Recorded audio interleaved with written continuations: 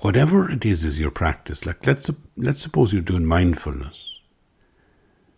The danger is that you stop actually doing it and just think about it and talk about it. People would talk about, meditating, but when have they meditated that day, that morning?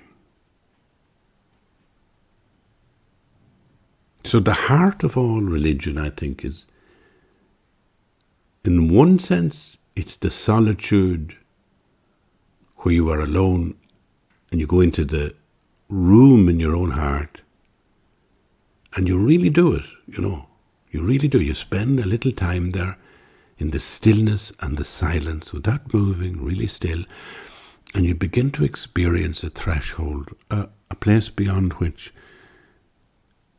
something is awakening in you.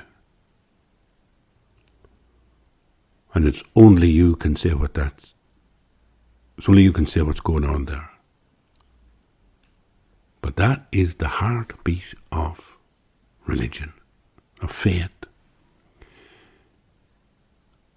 And the complementary, the opposite dynamic, which goes with it, is where you're engaging with other people and you're thinking not of yourself, but of the other person. And those two things spin around each other. One leads to the other leads back. It seems to me that is the core of all wisdom in all traditions. And it's no more than that. And I suppose it seems in my life that I can do that simply by being here. So if I'm here, if I'm alone,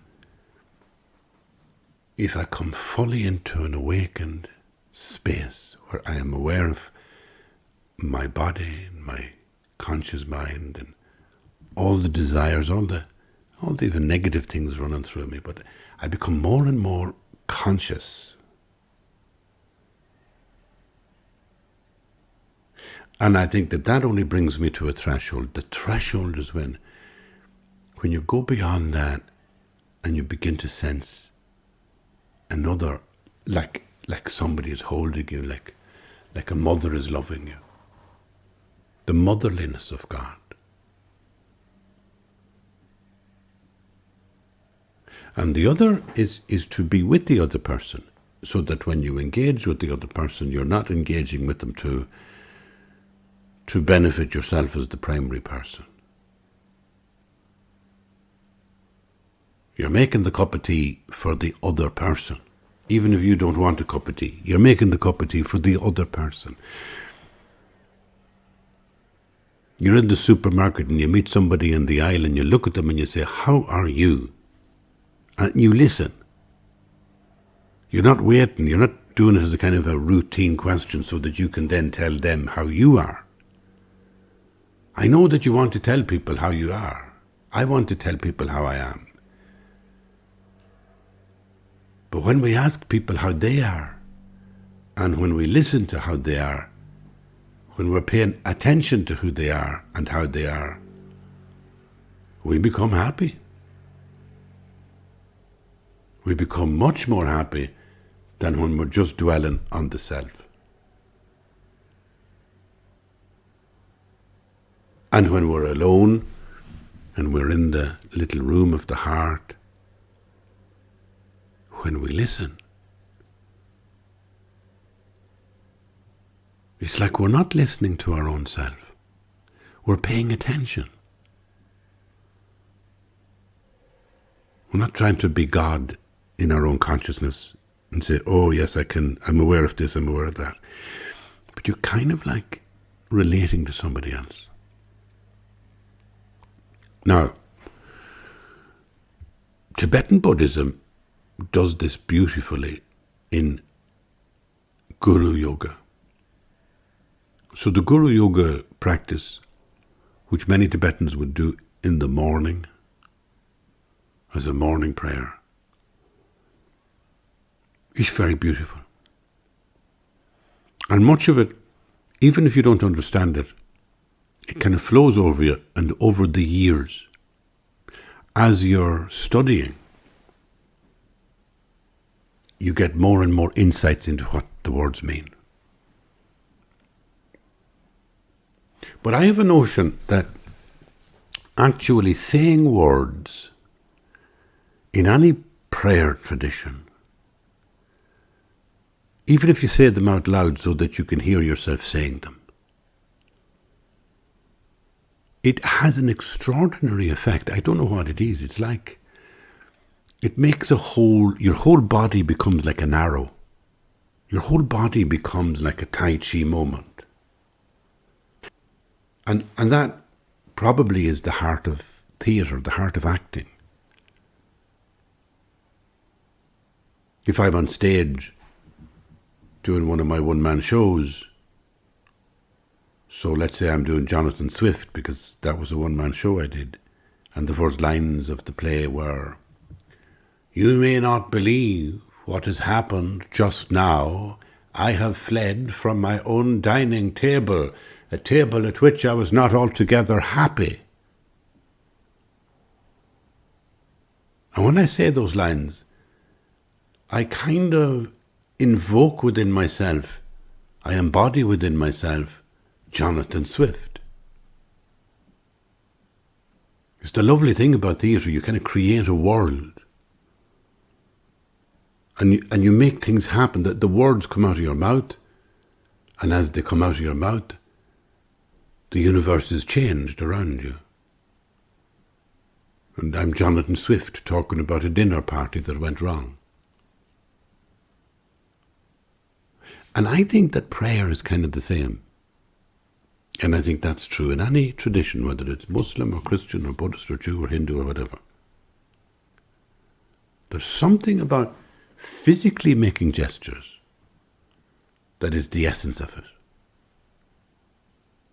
And that's why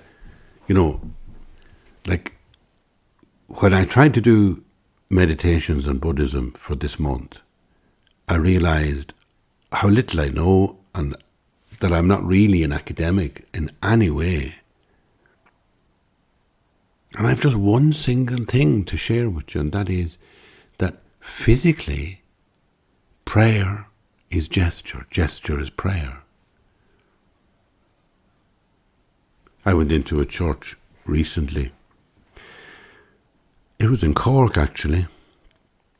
I was doing Dahi and Mora, the Today show, and I was in doing the show 3 o'clock to, we'll say 5:30, and it went well. It was a lovely experience, lovely people, and they were interviewing me about the new book, and I did all that, and I came out. And when I came out, there was a church across the road from the RTE studios. It's called the Holy Trinity Church. And I like that because, I don't know, Holy Trinity, the Trinity is an important central concept in the early Christian church, in the Orthodox church, and also in the early church that was in Ireland. So I felt attracted to that, and I went inside, and it was a Franciscan church because there was a lot of Franciscan iconography around the place. And it was about 6 o'clock, it was twilight, it was getting dark. There were still candles lit, the sanctuary lamp was lit, there was other candles, and it was beautiful, the light, the slanting autumn light coming in some of the stained glass and lighting up some of the altar and some of the statues, and the vastness of the space. And I was thinking, aren't we so lucky to have these spaces? I mean, even if nothing else, these spaces are sacred spaces where you can go to physically be away from the world. I thought they were so beautiful. I thought, the people who can use this church every day are so lucky. They have such a good service. Just to be able to go in the door and sit there. You can become completely at peace if you pray. In any tradition. In any tradition.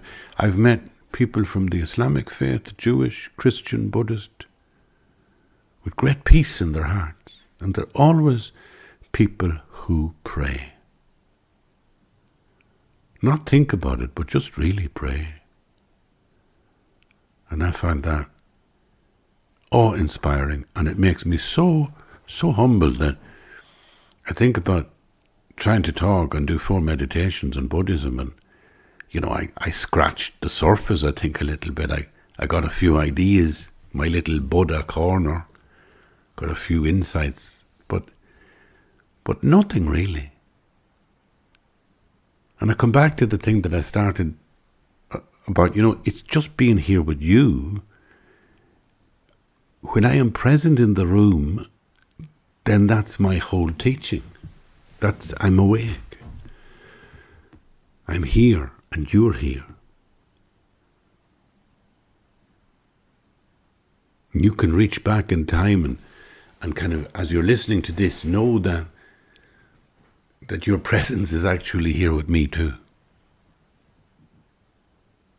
And that's why I thought, well, the best way to end all this meditation about Buddhism for the month of October, I said I would do this for the month of October, and then we'd go on to all the lovely rich things that will come up in November, the lovely richness of the saints and the souls, and all that reflection upon those who have lived and passed and gone on somewhere else. Looking forward to doing that for November, but just to finish off with the world of Buddhism that I know nothing about. And if I hold on a minute now,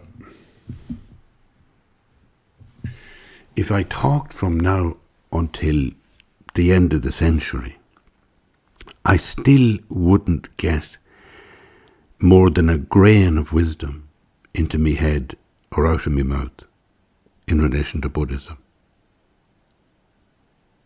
And that's what really hit me when I was doing those meditations. I thought, my goodness, this stuff is vast, And then I was thinking, like, Guru Yoga practice, this beautiful sort of mind training in the morning that you focus on your teacher, your root guru, your root teacher. And you do these prayers. I was thinking, like, if I tried to explain, if I tried to talk about what the meaning of some of the words mean, it'd be impossible to finish it. Like, it would take me 10 years to get through it. And then I realized, this is the best podcast to share. This is the best way to share what Buddhism really is. It's about being here. This being here that I'm just, falling into at the moment. I'm really present in this room. It's also another twilight evening. It's about 6 o'clock, and it's at the end of October, and there's still gorgeous yellow leaves on the trees. The cherry tree outside, there's very few left in it. There's wild roses, and they have gorgeous yellow leaf still on them. And the sloe bush, it's got loads of yellow leaf, and the beeches are still bronze. So the whole fall of leaf hasn't happened yet. It'll happen soon in the next couple of weeks. But this really is the end of autumn, the end of harvest. So we're stepping into a threshold moment to remember the dead. And to finish off Buddhism, I realized the only thing I can do is just give you a sense of being here, being present with you. And then to pray. And then to share what would be the Buddhist prayer. The beautiful Buddhist prayer, Tibetan Buddhist prayer. And to share it with you by just reciting it. Maybe with a little bit of monks chanting in the background. That gives me a memory of wonderful moments I had in Mongolia when I was there, and wonderful times I had in India, in Mongod in southern India, where the Tibetan colony have beautiful monasteries. And so, I'm going to thank you for being here, and I'm going to move now into kind of a real meditational zone, a prayerful zone.